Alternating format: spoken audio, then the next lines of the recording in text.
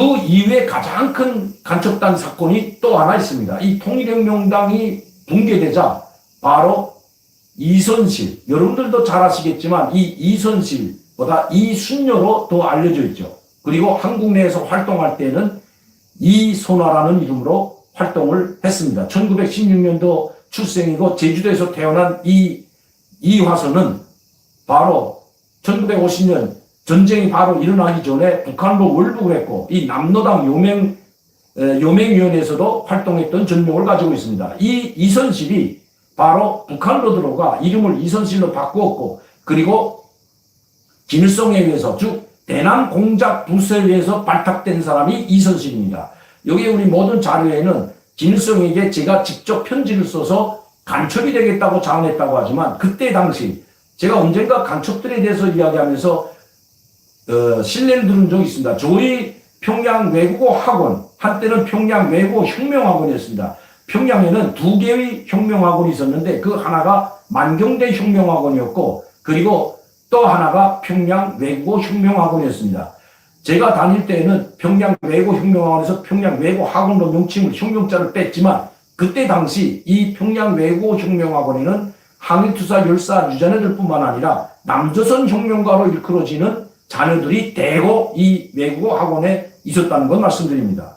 제 동료 중에도 저와 동기 동창 중에도 유복자가 있습니다. 아버지가 얼굴도 모르고 사진 하나도 아버지 사진 하나 남겨져 있지 않고 바로 그 사진들 모두 회수했을 뿐만 아니라 이 친구 역시 유복자로 태어났습니다. 즉 아버지가 없는 상태에서 아버지는 58년도에 이미 한국으로 파견되었는데 이 사람들도 다 6.25 전쟁 당시에 한국으로 북한으로 집단 월북한 그 가족들이 남자 2명, 누나 1명 해서 3명의 가족이 통째로 한국으로 넘어왔죠.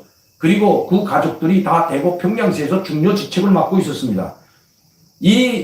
저희 친구 아버지도 이 친구가 58년 7월생인데 자기가 태어날 때 아버지 얼굴을 전해보지 못했습니다. 벌써 이미 공작부서에서 간첩 교육을 받고 있었고 60년대 초에 한국으로 파견 나왔기 때문입니다. 이 사람들은 다 한국 출신입니다. 북한에서 58년도부터 60년대 중반까지 파견된 많은 직파 간첩들은 한국에서 북한으로 월북한 사람들, 그것도 1945년 이후 50년대 전쟁 기간에 많은 사람들이 의용군으로 그리고 자진해서 월북한 사람들이 상당히 많은데 그 사람들 중에서 핵심 인력들을 대거 차출해서 간첩으로 양성하고 다시 한국으로 파견한 케이스가 바로 이선실과 같은 저희 친구 아버지와 같은 케이스라는 것 말씀드립니다. 이선실도 평양시 요맹위원회에서 부장으로 있다가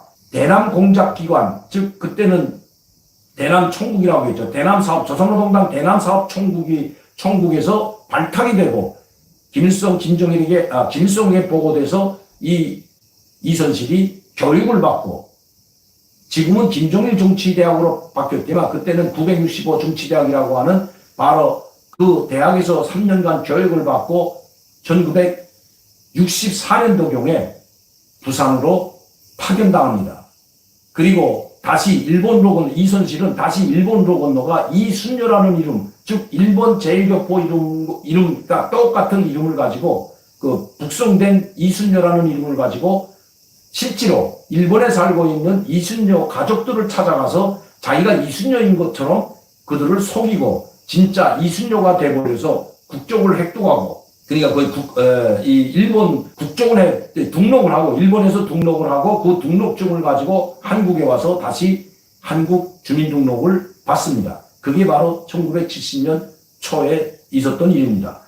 통일혁명당이 대거 몰락하자 바로 이선실을 통일혁명당 후신인 남로당 지부를 재창건한 것입니다. 즉 이선실이 김종태 후신으로서 이 통일혁명당이 몰락하자 민주해방전선이라는 이런 이름을 가지고 여기에 제2의 노동당 남조선 지부를 창당하게 됩니다. 이 이선실은 나이도 많지만 이순여라는 이름을 가지고 활동을 하다 다시 이선화라는 이름을 가지고 민중당 관계자들 그리고 그때 이제 운동권 학생권에 있던 사람들을 대교 포섭해서 약 수백 명에 달하는 사람들을 다시 규합을 합니다. 그것이 바로 중부지역당 사건으로 그 유명한 중부지역당 사건입니다. 이 사건이 터져서 그때 당시 여기에 관여했던 사람들이 바로 강철소신의 김용환 씨, 황인호 씨, 김낙중 민주당 대표도 했지만 이미 김낙중은 북한과 연계받아서 북한의 짓을 받지 않았다고 아직까지도 거부하고 있다고 합니다. 그러나 황인호와 같은 이런 여기에 몸담고 활동했던 사람들은 모두 자수를 하고 전향을 한 것으로 알고 있습니다. 그러니까 자기들이 활동했던 내용을 모두 다 자백한 것으로 알고 있습니다. 이 이선실은 여러분도 아시다시피 1990년도 10월에 바로 북한으로 들어갔습니다. 그때는 제가 북한에 있을 때이기 때문에 이 상황에 대해서 잘 알고 있습니다. 김일성이 직접 그를 만나 주었고 김정일에게서 그는 공화국 이중명을 칭호를 받고 통일전선사업부 처음에는 부부장으로 임명을 받고 대남연락서 즉 간첩 양성을 맡고 있는 대남 통일전선사업부 연락서들에 돌아다니면서 자기가 활동했던 것을 교육시키는 그런 임무로 그런 역할도 수행했던 것입니다. 통일전선사업부 일부부장으로 임명되었다는 것 말씀드립니다. 그러나 그 이후에 이 97년도 들어서면서 이 사건, 이 중부지역당 사건이 대거 폭발하고 모든 사람들이 여기에 관여했던 모든 사람들이 체포되고 해산되고 이 파괴되자 바로 그 책임을 물었던 것입니다. 이거는 이순실이 아니면 이렇게 낱낱이 파괴될 수가 없는데 중부지역당 사건에 관계됐던 모든 수백 명, 수십 명의 사람들이 기소되고 거기에 관계자들이 깡그리 체포되고 기소되자 이것은 이선실이 북한으로 오기 전에 안기부에 잡혀서 비밀리에 잡혀서 모든 것을 자수하고 그러니까 자백을 하고 안기부의 협조를 받아 북한으로 들어왔다고 이렇게 생각했던 것이 바로 북한입니다. 북한 당국입니다.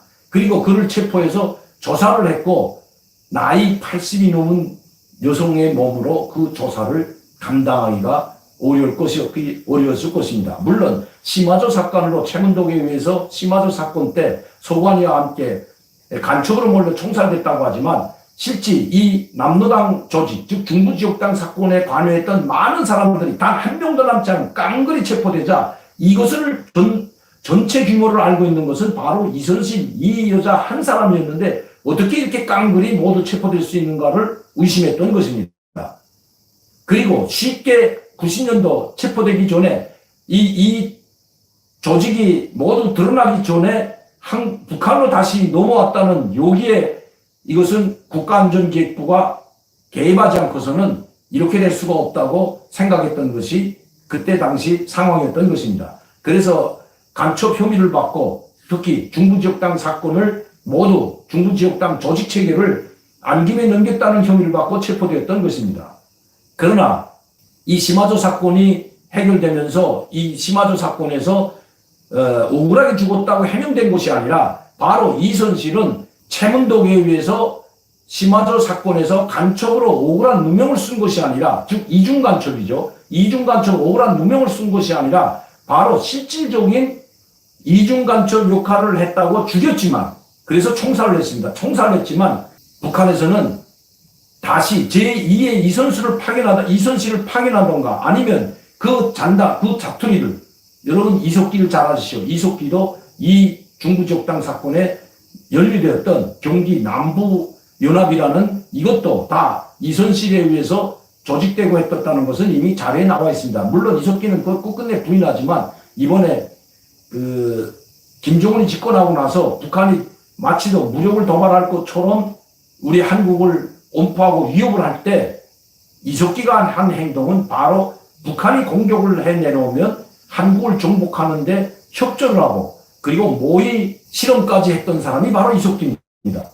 이선실이가 하려고 했던 역할을 똑같이 이석기가 했던 것입니다. 이렇게 이석기와 같은 잔당들이 남아있기 때문에 이선실이 이중간첩이나 아니면 또다시 반역자로 몰려 배신자로 몰려 북한에서 총살됐다고 한다면 여기에 남아있는, 즉 한국 내에서 활동하고 있는 이선실의 잔당들이 욕심을 품고 아니면 배신할 수도 있다고 생각했기 때문에 그를 영웅으로 그대로 총살은 했지만 영웅으로 축에 세우고 그를 열사릉에 2000년도 열사릉에 안치했던 것입니다. 뭘 해명을 해서 억울하게 죽었다는 것이 아니라 한국에서 활동하는 이 자녀 세력, 즉 이선실의 자녀 세력을 유지하기 위해서 이선실을 공화국 영웅 다시 애국자로 둔갑시켰다는 것이 북한에서는 소식입니다.